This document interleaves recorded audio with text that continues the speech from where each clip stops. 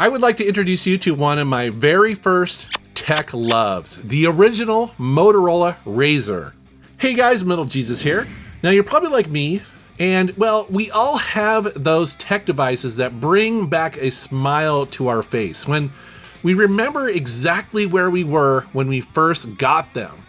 You know, holding them in our hands, marveling at their design, their beauty, their application, whatever it was that made them special and stand out. Now you're probably like me and you'd had a few cell phones before. I think the first one that I ever got was through my work. They gave me the Motorola StarTAC. Do you remember that thing? At the time I had to be on call, and so I had a choice between a pager or the StarTAC, and so of course I took the StarTAC. And it's a pretty cool flip phone for its time, but it also was a little bit bulbous. After that, I upgraded to the Nokia, which I think a lot of people had. I mean, you saw these everywhere. I think they kind of call this design like a candy bar. It's very rugged. I seem to remember the battery lasting forever, but not the most exciting cell phone, right? But then I got my first Motorola Razr. You see it here, it's gray. And I remember it just being a revelation. I remember thinking, it was so sexy, it was so thin, it was beautiful. And here it is compared to my current phone, which is an iPhone 14 Max, and even compared to a phone today, the Razr is surprisingly thin.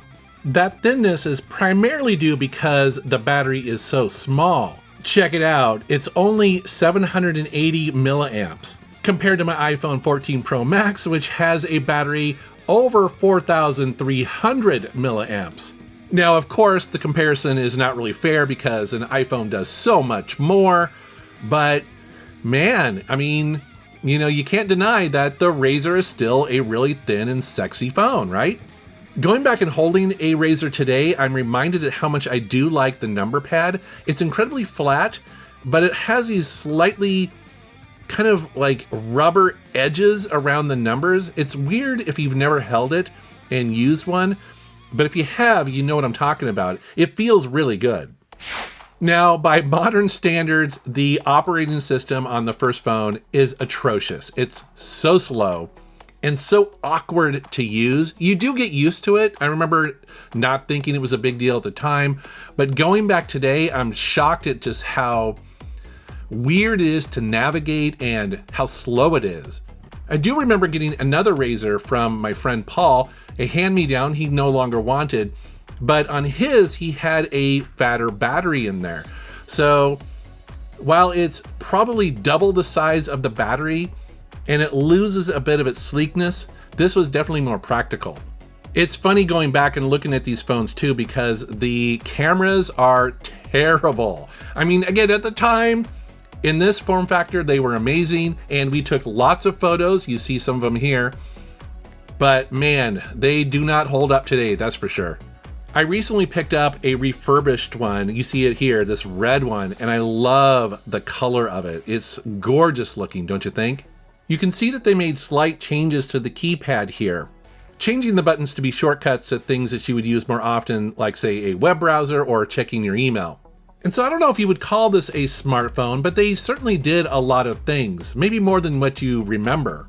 You could browse the web, you could play games, you could download music, take photos, check your email.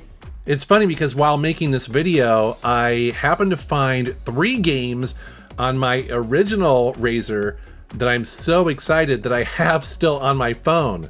You see them here. It's Doom RPG, Orcs and Elves 1 and 2. These are turn-based RPGs made by John Carmack, who made the original Doom. So these are amazing games. I'm so excited that I have them still on my phone. If you haven't played them, oh man, they're awesome. But sadly, not every game was great during this era. You see me trying to play pool here, which is passable at best.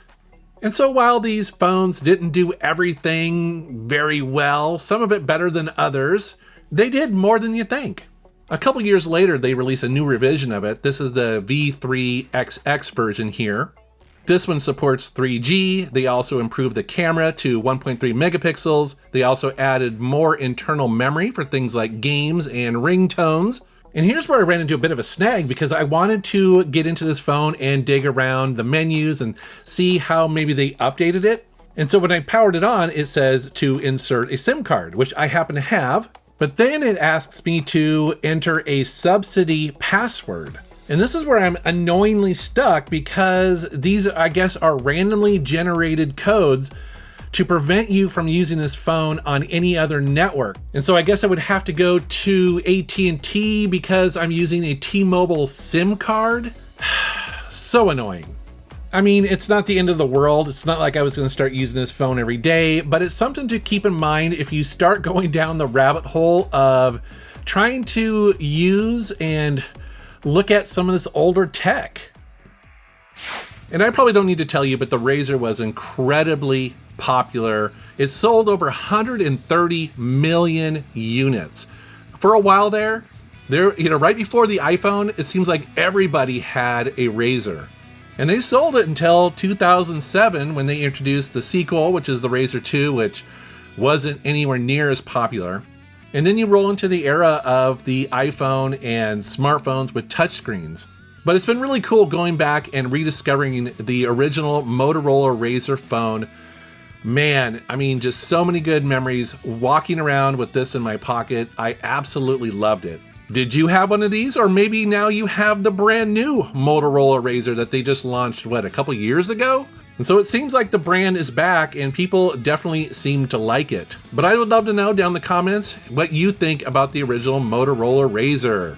And I want to give a huge shout out to RePC in Tukwila. When they found out I was going to be doing this video, they started collecting some of the old cell phones so that I could show them on camera here, because I didn't own all of them. I didn't have all the different varieties, and so they let me borrow them for this video. So that was very cool of you guys. And as always, guys, I want to thank you for watching my channel. Thank you for subscribing, and take care.